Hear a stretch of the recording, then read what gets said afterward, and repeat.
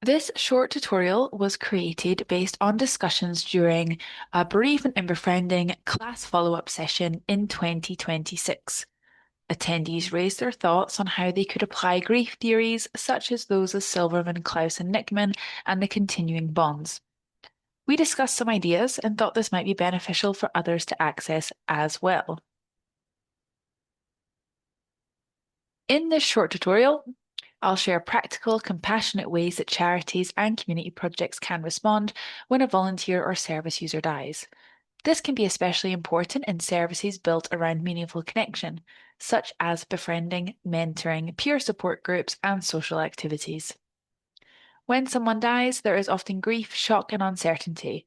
Thoughtful acts of memory can help people acknowledge the loss, honor the relationship, and support one another with care. This tutorial will also address financial options, as many charities and community projects may be limited in what they can provide due to funding constraints. Why acts of memory matter. In relationship-based services, people may have shared regular calls, visits, encouragement, laughter, routines, and trust. A death can affect volunteers, staff, peers, and family members in different ways. Acts of memory do not remove grief, but they can create space for acknowledgement, reflection, and appreciation.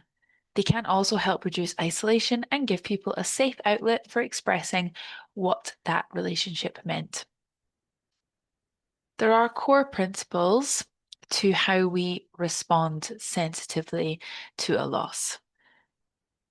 First, we want to respond by pausing and gathering the facts. Before acting, make sure the information has been confirmed and consider who needs to be involved.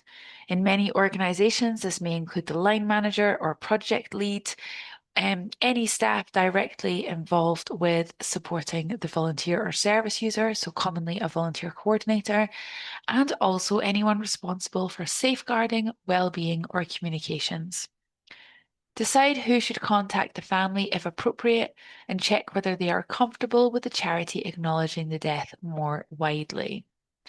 We are very aware, and we hear stories all the time, that it can be the volunteer that learns of the loss of a service user before the organisation itself does, due to the nature of volunteers being out in the community, the volunteer being the one that goes to visit and being greeted by a neighbour, or the inability to access it then being investigated and so on.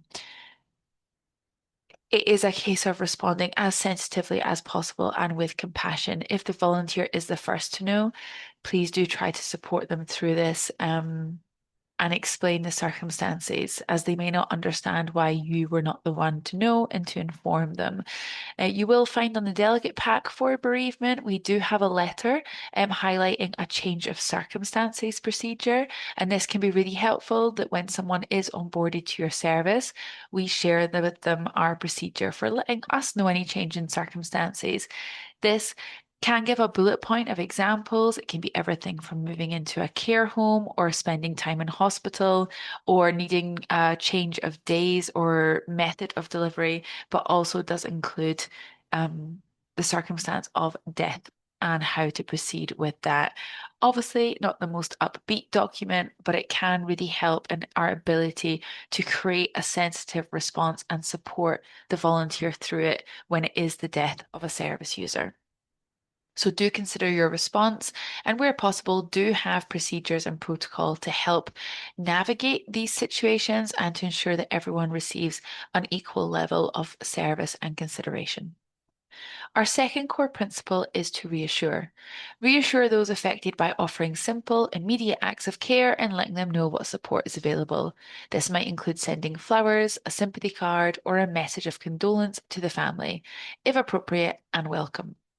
If the person was a volunteer, you may also want to send a note to the team acknowledging their contribution to supporting that volunteer and having them as part of the team. You may also want to send a card or some sort of contact to support the service user at that time. And if known, if you are working in a smaller organization, in a smaller community, sorry, you may also have the ability to send condolences to the volunteer's family if it is the volunteer who has died. In groups or community settings, do make space for check-ins and remind people who they can talk to in the organization if they are struggling, keeping in mind that grief does not have an expiry date and it could be months down the line. In some cases, it can be the 1 year anniversary that can trigger the need for support. We just want to reassure and make sure that they're conscious that we are here and we are offering support and there is no expiry date on that. Our third core principle is respect. Respect means recognizing that not everyone will want the same kind of response. Some people may value public remembrance, while others may prefer something private or low key. Where possible, check what the family is comfortable with and consider your confidentiality, consent, as well as cultural or faith considerations. It is really good to offer choices and avoid assumptions and make participation optional. And I'll give some examples of choices shortly. Our fourth and last principle is recognize. Recognize the meaning of the relationship and the impact the person had. You could invite volunteers, staff, or group members to write a short tribute, share a memory, or write a message. You might create a memorial page on an internal platform, a memory box with notes and keepsakes, a remembrance board, or a memoriam Padlet. Other options include things like an e-card and having everyone click a link and write their little message that could then be shared with the family or next of kin, neighbor, friends, their community. It can also be things like writing a blog about the impact of the connection, sharing a story at a gathering, like your next coffee morning. It could be making a donation in memory of the person or holding a short moment of reflection. Any of these actions could be applicable depending on the person or how someone feels about that person. And these actions can honor not just the loss, but the difference that the person made. So let's review some examples of acts of memory. One of the most common ones that is mentioned is flowers. Flowers could be sent to the person within the befriending match who has experienced the loss. Flowers could be provided for a funeral service, if applicable. If the service user has died, flowers could also be sent to the family of that person, again, if applicable. Now, flowers, we had an interesting discussion about that because prices can range massively. If you're using a delivery service and a floral boutique, we could be talking £40 and up. If we are using things like the bloom in the box that come through a letterbox flowers, 25, maybe £20, compared to if we're talking flowers from the supermarket, which are commonly under £10.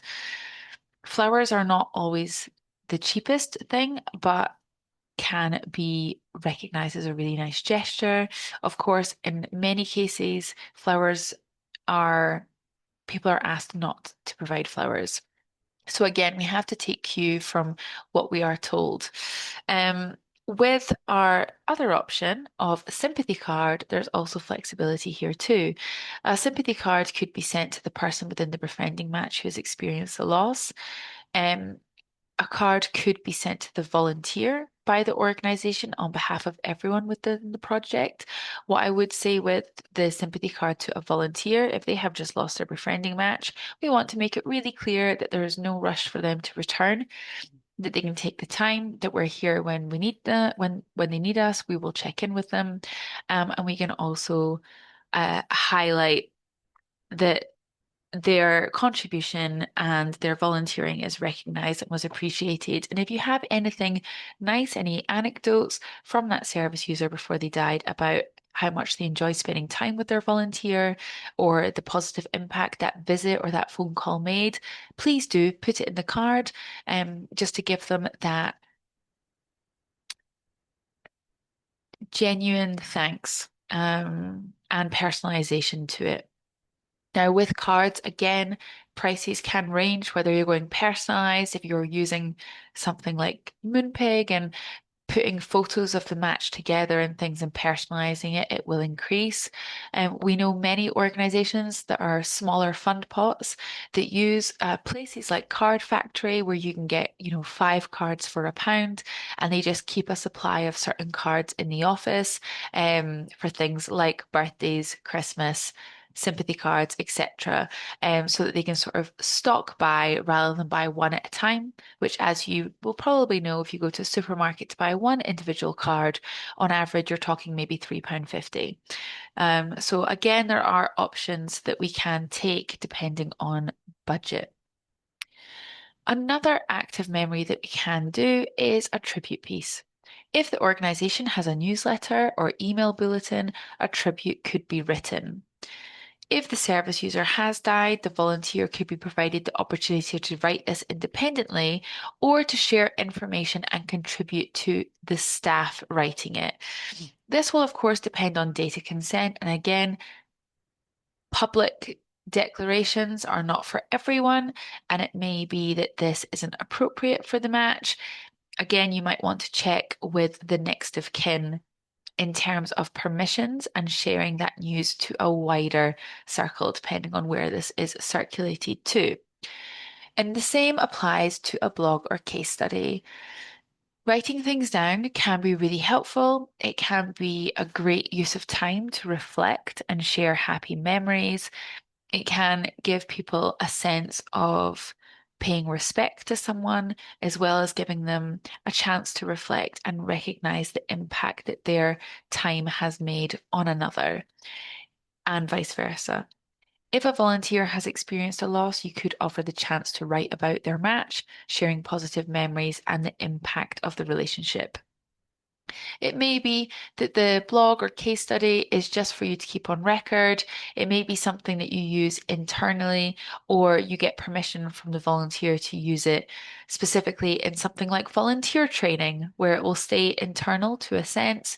Names could be changed to protect privacy, but just to get the meaning across and give a good case study and example of what your connections in your service can achieve.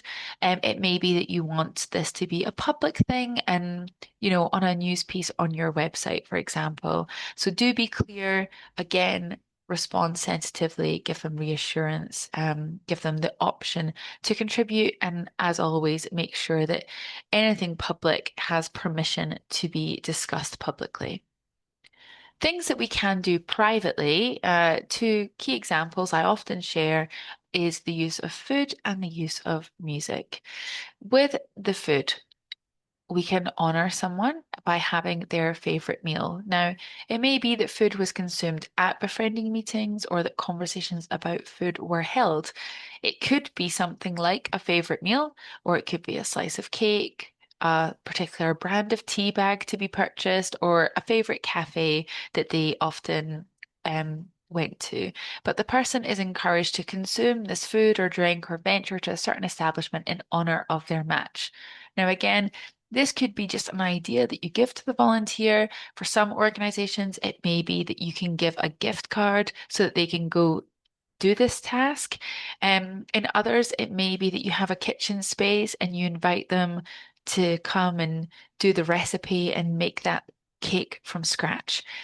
There's different ways that we could approach this, and again, budget-wise, different ways we could approach it. With the playlist is something that we can often do for free.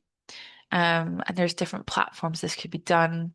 They may have an account on something like Spotify or Apple Music, Amazon Music, and so on. It may be that we're creating a playlist on YouTube and it's actually of the music videos and things. But reminiscence through music is very popular for good reason. It can evoke visceral memories. So music may have been listened to or talked about in the time that they spent together. A playlist can be created of favorite artists, songs, or memories to be listened to for a special remembrance event or just any time the person is missed.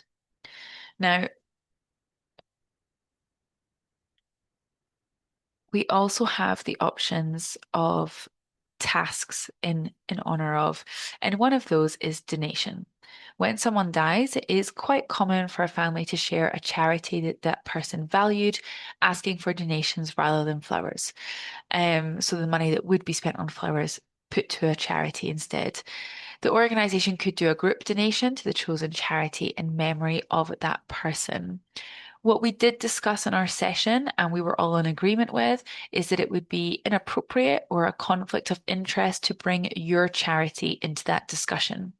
So, making a donation to yourselves in honor of that person or asking for a donation to yourselves is very different if there is a legacy contribution or if the family itself chooses to pick your charity because your service made an impact and they want to acknowledge it. That's absolutely fine, but not to insert our charity into those conversations. Another option is the memory box. Now, this one is quite limited to those that have met in person. So, for telephone befriending, this might not be feasible unless it's a memory box of things that came up in conversation, perhaps. But a memory box can be a great way to reflect on and document the impact of a relationship. This could be photographs, cards, notes, receipts, or other small keepsakes that could be stored. Another example that we came up with on the conversation the other day was creating a memorial board. You could create a memorial board for staff and volunteers to use as an internal outlet. So, although this is online, we keep it private. We can do this on things like Padlet. With Padlet, you can have three free dashboards with a free account. So, it could be one of your free options. You could add a password to this to ensure that any use of names and photographs remains internal and within your data and confidentiality policy. However, again, we could change names, we could avoid photos and so on, but we mocked up an example, which is on the screen. We have a photograph of two gentlemen external somewhere. The photograph is captioned, photograph of John and me on our trip to the zoo. And in this post titled In Memory of John, we have a story being written. Now, this can have many benefits. One is staying internal, so it allows someone to speak freely. But two, if you have a volunteer or a staff member or anyone internal that has had an experience of loss, if they were to access this and see that others have also gone through it, read other people's stories, it could give them a sense of comfort and peer support without much coordination from staff from the team. So it might help them feel comfort. It might also make them consider reading other people's stories of whether they also had that impact on that person or that person on them. So it might help kind of put things into frame. It gives people an outlet, it gives them a chance to reflect, and it also gives them a chance to share the joy and the positives and create a safe space for people to kind of explore their grief. Of course, sometimes it is lovely to actually have peer support. So we can also do things like a support group, hold a moment of reflection. This could be specifically at some form of bereavement support where anyone who's gone through a loss is welcome to attend. And that could be loss in the grand scale, outside of the organization, or it could be specifically for those that have gone through loss within their role at the organization. But it could also be things like if you have a coffee morning or a volunteer get together or anything like that, you could take a moment to acknowledge who is not in the room. So a little paying respects moment to those that have died since the last time you socialized or got together. So they are kind of more public, wider space options, but you can also create a buddy system. And this is where we share your experience with someone who has had a similar experience because it can be helpful. Your organization could pair a volunteer whose befriending match has just died with another volunteer who has also experienced this in the past or recently. This could create peer support as they navigate their feelings and again, sort of reduce that sense of isolation and give them that sensitive response and recognition that they may need at that time. So, with any of these options, there are some considerations. And I should say there may be more options out there. Could be things like planting something, dedicating a bench, anything that's a bit more lasting that someone might want to do. So there might be other things, but we do want to consider these three elements. And the first is consent and privacy. You must take consent into consideration. So some may value public remembrance, like I've said, while others prefer privacy. So do refer to your data policy, consent forms, or the next of kin before acting. We also want to consider our second point, which is inclusion. Where possible, check the family is comfortable and ensure you are respectful of culture or faith in your actions. Offer choices and state that participation is optional. And we want to consider ongoing support. Grief is not a one-day event. Alongside acts of memory, think about what support people may need afterwards. Volunteers or service users may feel sadness, confusion, guilt, or renewed memories of other losses. So we need to make space for check-ins. Remind people who they can talk to in the organization, and it may be you want to also signpost to things outside of your organization such as bereavement support groups, grief groups, and so on. Importantly, we want to remember that there is no single right way to remember someone. So, what matters most is responding with care, respect, and thoughtfulness. In services centered on a meaningful connection, acts of memory can help people acknowledge the loss, honor the relationship, and support one another through grief. Even small gestures can say that this person mattered, this relationship mattered, and they will be remembered.